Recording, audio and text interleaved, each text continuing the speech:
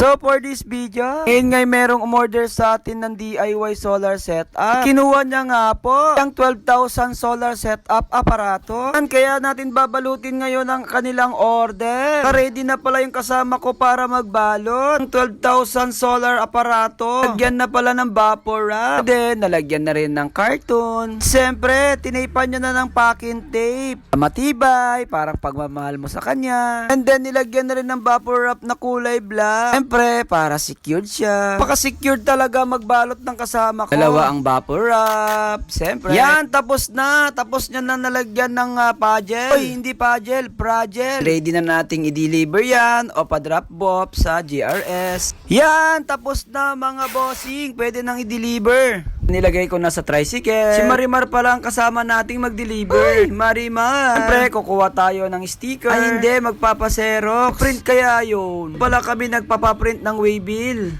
Sa Audencia, repair siya. Kaya nagawa na nila ang waybill natin. Kaya pinadikit ko na sa kanila sa parcel. Ganda kasi pag may waybill kasi malalaman kung sino yung papadalan, kung taga saan, at ano ang pangalan. Siyempre, tapos na. Ready na natin i-drop off. So, let's go na sa GNT. Pre, nandito na tayo sa GNT.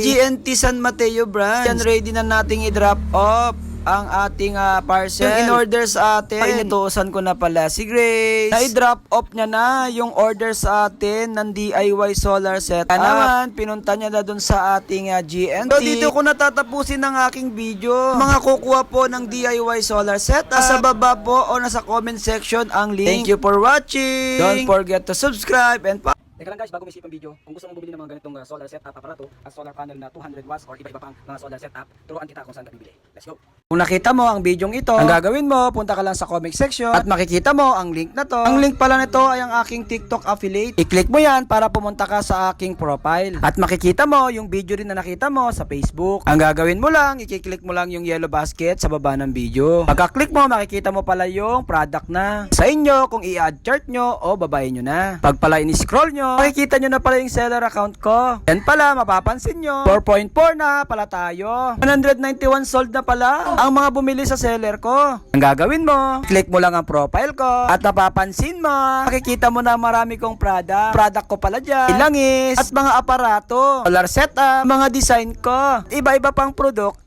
Siyempre, di mawawala yung mga ang spiritual protection na pangontra. Anong pangontra? Pangontra pala sa spiritual problem sa mga kukuha, mga product ko. Alam nyo na po ang gagawin nyo. Ilang ating video. Happy checkout guys! Thank you for watching. Bye-bye!